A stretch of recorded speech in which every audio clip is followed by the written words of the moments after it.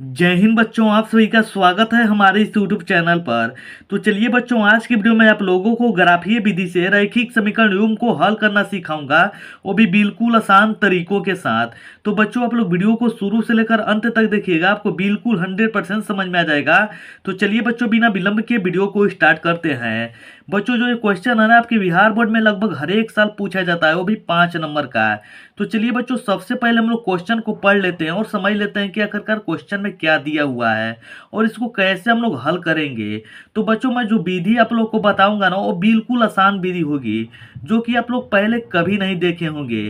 तो चलिए बच्चों, सबसे पहले हम लोग क्वेश्चन को पढ़ लेते हैं। तो यहाँ पर देखिए बच्चों, जो हमारा क्वेश्चन दिया हुआ है कि समीकरण x माइनस वाई प्लस 1 बराबर 0 और 3x प्लस 2y माइनस 12 बराबर 0 का ग्राफ खींचिए और यक्ष अक्ष और इन रेखाओं से बने त्रिभुज के शीर्षों की निर्देशांक ज्ञात कीजिए और त्रिभुजाकार पटल को छायांकित कीजिए। ये जो क्वेश्चन है ना बच्चों, बहुत ही इंपॉर्टेंट है, जो कि हर एक साल पूछता है। तो चलिए बच्चों, सबसे पहले हम यहाँ पर जो दो समीकरण दिया हुआ है ना, इन दोनों समीकरण को सबसे पहले लिख लेते हैं। तब मैं आप लोगों को क्या कर रहा हूँ कि इसको हल करने बता रहा हूँ कि इसको कैसे हल करेंगे। तो यहाँ पर देखिए बच्चों, जो हमारा यहाँ पर समीकरण दिया हुआ है यक्स माइनस वाई और प्लस 1 बराबर 0 दिया है बच्चों। तो सबसे पहले यहाँ पर हम समीकरण बना लेते हैं। तो यहाँ पर देखिए यक्स माइनस वाई, अब यहाँ पर देखिए प्लस है, तो उधर जब जाता है ना, यानी कि बराबर की जब उधर में जाता है तो माइनस में हो जाता है। तो यहाँ पर हो जाएगा बच्चों, यहाँ पर प्लस है तो जब उधर जाएगा तो -1 हो जाएगा। इसको हम लोग मान लेंगे बच्चों समीकरण 1। ठीक है, अब ध्यान से समझिएगा। अब यहाँ पर देखिए जो हमारा दूसरा समीकरण दिया हुआ है 3x प्लस 2y माइनस 12 बराबर 0 दिया है बच्चों। ठीक है, तो यहाँ पर देखिए इसको भी हम लोग समीकरण बना लेते हैं। यहाँ पर देखिए 3x प्लस 2y और यहाँ पर देखिए बच्चों माइनस है, जब बराबर के उधर जाएगा तो प्लस हो जाएगा, यानी कि यहाँ पर हमारा हो जाएगा 12। इसको हम लोग मान लेंगे बच्चों समीकरण 2। अब यहाँ तक देखिए आप लोग को बिल्कुल 100% समझ में आया होगा। अब चलिए बच्चों, मैं क्या करता हूँ कि यहाँ पर इसको हल कर दे रहा हूँ, क्योंकि इस सवाल में ना बच्चों आप लोगों को ग्राफ खींचने के लिए भी बोल रहा है। तो ग्राफ खींचने के लिए हर एक समीकरण का 2 मान होना आवश्यक है। अगर 2 मान नहीं होंगे ना, तो आप ग्राफ को नहीं खींच पाएंगे। तो यहाँ पर देखिए बच्चों, जो हमारा पहला समीकरण दिया हुआ है ना, तो यहाँ पर लिख दे रहे हैं कि समीकरण 1 से। ठीक है बच्चों, समीकरण 1 से। ठीक, अब यहाँ पर जब 1 लिख देंगे ना, तो 1 लिखने के बाद यहाँ पर एक नीचे एक बॉक्स बनाएंगे। ठीक है, मैं जैसे आप लोग को बता रहा हूँ ना, ठीक आप वैसे ही अपने एग्जाम में बनाइएगा। अब यहाँ पर देखिए इसको 3 भागों में क्या करेंगे कि विभाजित करेंगे। अब यहाँ पर जो भाग होगा ना, इसमें लिखेंगे यक्स और नीचे लिखेंगे वाई। ठीक है बच्चों, अब यहाँ पर क्या कीजिए कि यक्स के सामने यहाँ पर जो पहला खाना दिया हुआ है ना, यहाँ पर एक बार 0 मान लीजिए। अब यहाँ पर देखिए जब यक्स का मान हम 0 माने हैं बच्चों, तो जहां जहां पर हमारा यक्स दिख रहा है ना, वहां पर क्या रखेंगे बच्चों, 0 रखेंगे पहले समीकरण के लिए। तो यहाँ पर देखिए यक्स बराबर जब 0 माने हैं, तो यहाँ पर देखिए यक्स बराबर जब 0 माने हैं, तो यहाँ पर सबसे पहले समीकरण को लिख ले रहे हैं, यहाँ पर -1। तो यक्स बराबर 0, यहाँ पर -y और -1 हो जाएगा। तो यहाँ पर देखिए 0 में से जब y घटाएंगे तो हमारा -y ही बचेगा, कोई फर्क नहीं पड़ेगा। यहाँ पर -1, तो यहाँ पर देखिए बच्चों माइनस माइनस कट जाएगा, तो y का मान कितना हमारा बच जाएगा बच्चों, तो 1। तो यहाँ पर हम लिख देंगे y वाला में 1 लिख लिए, क्योंकि बच्चों जब x का मान 0 हम रखे हैं तो y का मान हमारा 1 आ गया। अब क्या करेंगे बच्चों कि यहाँ पर हम एक बार y में 0 रखेंगे लास्ट में। जब y का मान हम 0 रखे हैं, तो चलिए यहाँ पर हल करते हैं। जब y का मान 0 रखे हैं, तो यहाँ पर y की जगह पर 0 रख देंगे बच्चों। अब यहाँ पर देखिए हमारा -1 है, तो -1 लिखेंगे। अब यहाँ पर देखिए यक्स में से जब 0 घटेगा तो यक्स ही बचेगा, और यहाँ पर हमारा हो जाएगा -1, क्योंकि -1 ही हो जाएगा, तो यहाँ पर हमारा हो जाएगा -1। कहने का मतलब कि बच्चों जब हम एक बार यक्स का मान 0 रखे तो y का मान 1 आया, और जब y का मान 0 रखे तो यक्स का मान कितना आ गया, -1 आ गया। तो ठीक इसी प्रकार से बच्चों यहाँ पर भी दूसरे समीकरण में भी एक बॉक्स बनाएंगे। आप चाहे तो यहाँ पर ऊपर लिख सकते हैं कि समीकरण 2 से, लेकिन यहाँ पर लिखना कोई उचित नहीं होगा, क्योंकि हम समीकरण 2 में ही हल कर रहे हैं। तो यहाँ पर देखिए समीकरण जब 2 से लिखेंगे, तो इसको भी हम लोग क्या करेंगे कि इसको भी 3 भागों में क्या करेंगे, वर्गीकृत करेंगे, यानी कि बांटेंगे।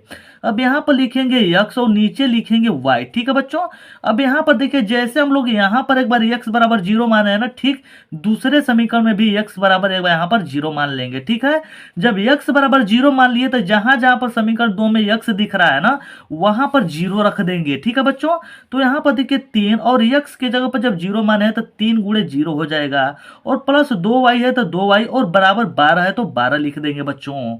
अब यहाँ पर देखिए 3 में जब 0 का गुणा करेंगे तो 0 हो जाएगा, क्योंकि बच्चों अगर कोई भी संख्या उसमें 0 का गुणा कर रहे हैं या भाग कर रहे हैं तो हमारा 0 ही हो जाता है।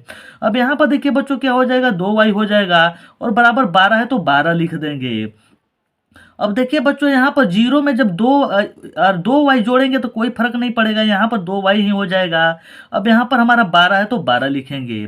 अब यहाँ पर देखिए y बराबर कितना हो जाएगा बच्चों, तो यहाँ पर थोड़ा सा ध्यान से देखिएगा, 2 और y के बीच में गुणा छिपा है, जब उधर जाएगा तो भाग में बदल जाएगा।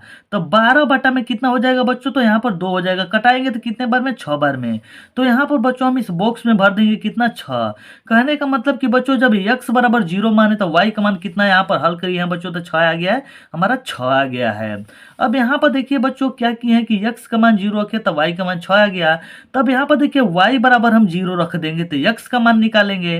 तो चलिए समीकरणों में हम लोग हल करते हैं। तो यहाँ पर देखिए समीकरण 2 में जहां पर y दिख रहा है ना, वहां पर 0 रख देंगे।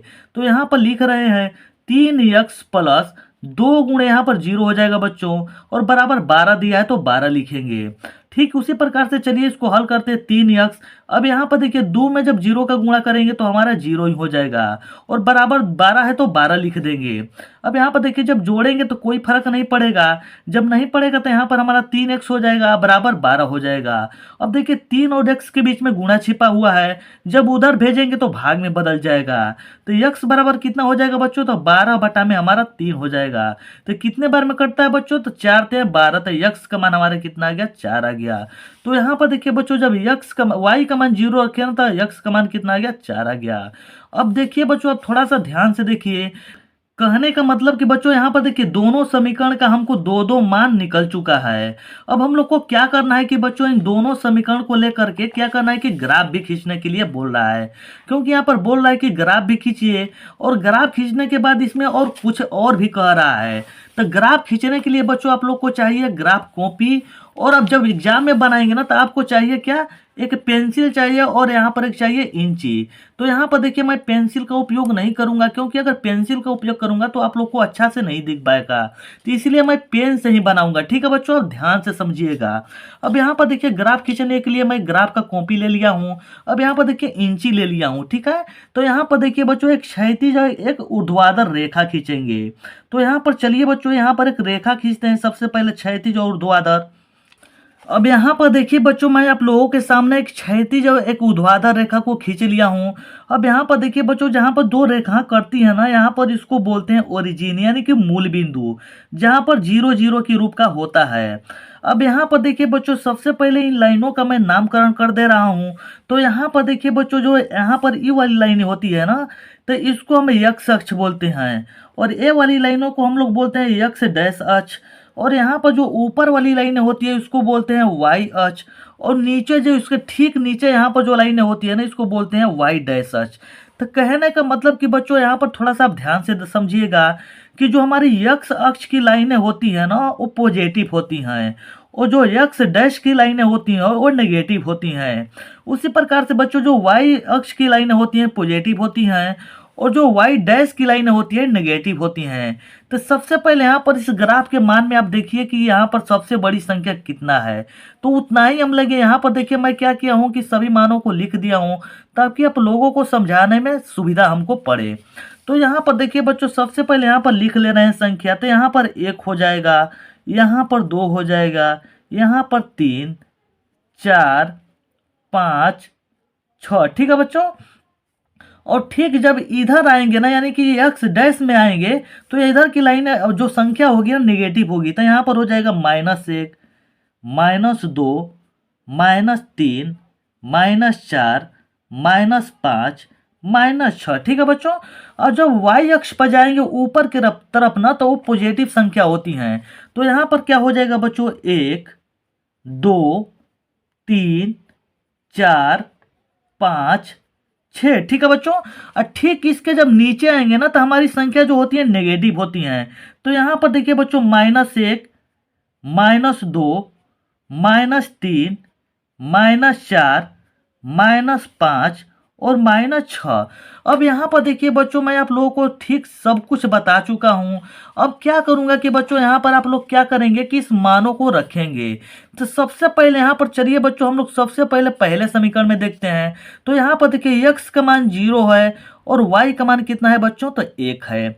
तो यहाँ पर देखिए x का मान 0 कहने का मतलब तो 0 हमारा यहीं पर होगा, तो 0 तो हमारा यहीं पर हो जाएगा। लेकिन y का मान हमको कितना बोल रहा है, तो 1 बोल रहा है। अगर -1 बोलता है तो हम लोग नीचे की तरफ जाते हैं, लेकिन 1 बोल रहा है तो 1 हमारा यहीं पर होगा। तो सबसे पहले यहाँ पर मान लिख लेते हैं। तो x का मान कितना था बच्चों, तो यहाँ पर देखिए 0 था। तो सबसे पहले x का मान लिखते हैं, उसके बाद y का मान 1 लिख देंगे। अब यहाँ पर देखिए हमारा क्या है, x का मान -1 और y का मान 0।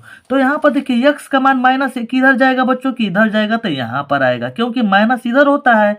तो x का मान यहाँ पर -1 और y का मान 0, तो y का मान 0 यहीं पर हो जाएगा बच्चों।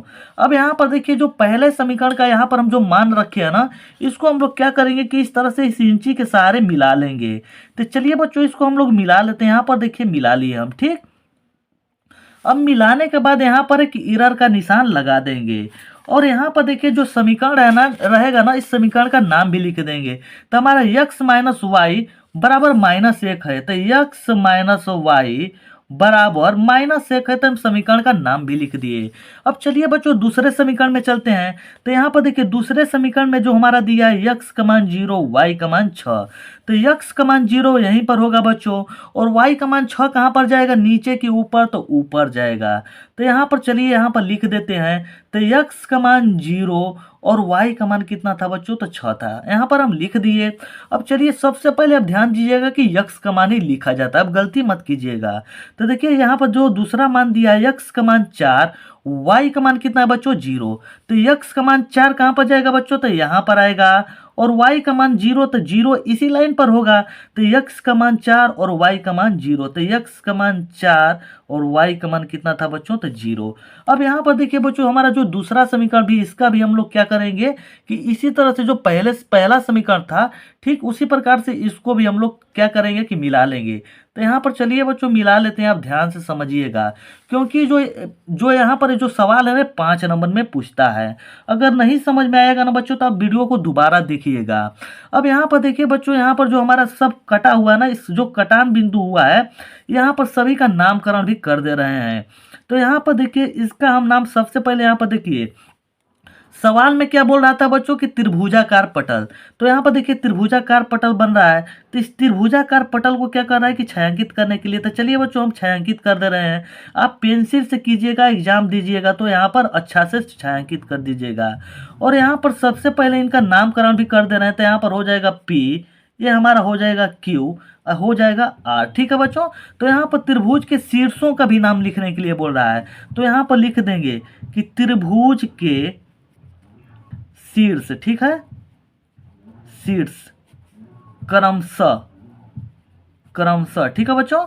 P बराबर कितना है बच्चों, तो यहाँ पर देखिए सबसे पहले x अक्ष पर देखेंगे 2 है, ठीक है, x अक्ष पर 2 है और y पर कितना है बच्चों, तो 3 है, तो 2 3 हो जाएगा। तो P का कितना हो जाएगा बच्चों, 2 3 हो जाएगा। Q का कितना हो जाएगा बच्चों, तो यहाँ पर चलिए Q का कितना हो जाएगा, तो Q का -1 और 0, और तथा R का कितना है बच्चों, तो R का हमारा है 4 0। जब इतना अपने एग्जाम में करेंगे ना बच्चों, तो जाके आप लोगों को कितना नंबर मिलेगा, तो 5 नंबर मिलेगा। ये सवाल बहुत इंपॉर्टेंट है बच्चों। अरे आप लोग वीडियो को क्या कीजिएगा ना, तो शुरू से लेकर अंत तक देखिएगा, क्योंकि बच्चों वीडियो बनाने के पीछे ना बहुत ज़्यादा ही मेहनत होता है। तो बच्चों आशा करते हैं कि आप लोगों को ये सवाल बिल्कुल 100% समझ में आया होगा। तो बच्चों यदि आप लोगों को ये वीडियो अच्छी लगी हो तो वीडियो को लाइक कीजिएगा, चैनल को सब्सक्राइब कीजिएगा और इस वीडियो को अपने दोस्तों के साथ शेयर जरूर कीजिएगा। तो चलिए बच्चों मिलते हैं एक नेक्स्ट वीडियो में, तब तक के लिए जय हिंद।